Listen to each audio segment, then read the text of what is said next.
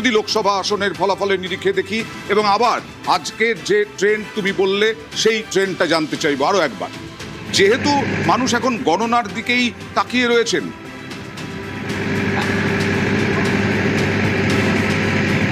হ্যাঁ দেখো, একেবারেই তোমাকে জানিয়ে রাখি, কোচবিহারে যদি আমি 2024 সালের লোকসভা নির্বাচনে দেখি যে 9টি বিধানসভা রয়েছে, সেই কোচবিহার লোকসভার মধ্যে সেই 9টি বিধানসভার মধ্যে কিন্তু তিনটি বিধানসভা কেন্দ্রে বিজেপি জয়ী ছিল, 6টিতে তৃণমূল জয়ী ছিল, তৃণমূলের জগদীশ বর্মা বসু নিয়ে জয়ী ছিল। কিন্তু এখন পর্যন্ত যা ট্রেন্ড এসছে তাতে 3টিতে এগিয়ে রয়েছে তৃণমূলের প্রার্থীরা, অপর 3টিতে রয়েছে বিজেপি। বাকি যে 3টি রয়েছে সে 3টি ফলাফল এখনো পর্যন্ত এসে পৌঁছায়নি।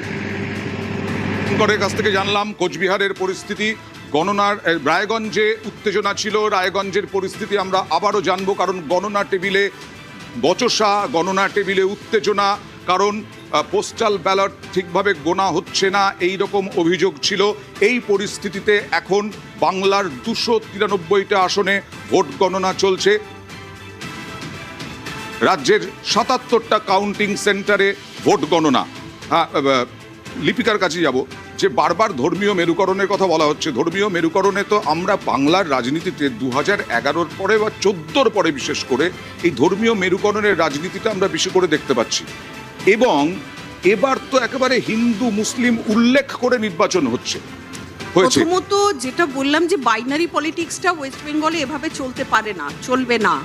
আর দ্বিতীয়ত আরেকটা জিনিস, কংগ্রেসের সেই রকম প্রভাব আপনারা না ফেলতে পারেন, তার জন্য তো সেটার জন্যই তো এবারে রেজাল্টটা দেখতে হবে, একটু ওয়েট করতে হবে। আরেকটা জিনিস, যেটা বিজেপি যে এত বড় বড় কথা বলছে, আপনি একটা জিনিস দেখুন তো অয়ন, যে দিলীপ ঘোষ আর সুকান্ত মজুমদার বাদ দিলে বাকি তো অন্য দলে ঝরতে পড়তে সব এসে বিজেপিতে রয়েছে। বিজেপির নিজস্ব লিডার কোথায়? নিজস্ব লিডার তো কিচ্ছু নেই, সবটাই তো ঝরতে পড়তে অন্য দলে তারা এসে জায়গা করে নিয়েছে। তা বিজেপি এত বড় বড় কথা বলে কিসে, কোন জায়গায়?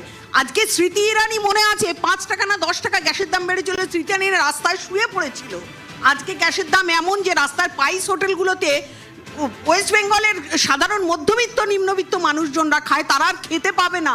বেশ, আমি এই কথাই বলছিলাম। তবে রায়গঞ্জের যে খবরটা বলছিলাম, রায়গঞ্জের গণনা নিয়ে অভিযোগ তৃণমূলের, গণনা টেবিলে তৃণমূল বিজেপি বচসা।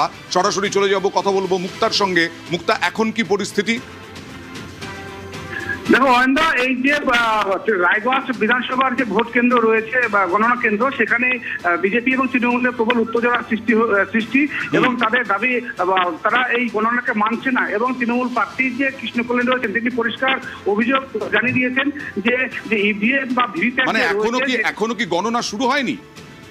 না, এখনো কিন্তু গণনা শুরু হয়নি, কিন্তু তারা নির্বাচন কমিশনের পক্ষ থেকে এখনো উত্তর মেলেনি। তবে তারা অপেক্ষা করছে এই গণনাকে, তারা তৃণমূল কর্মীরা কিন্তু মানছে না বলেই পরিষ্কার জানিয়ে দিয়েছে তৃণমূল।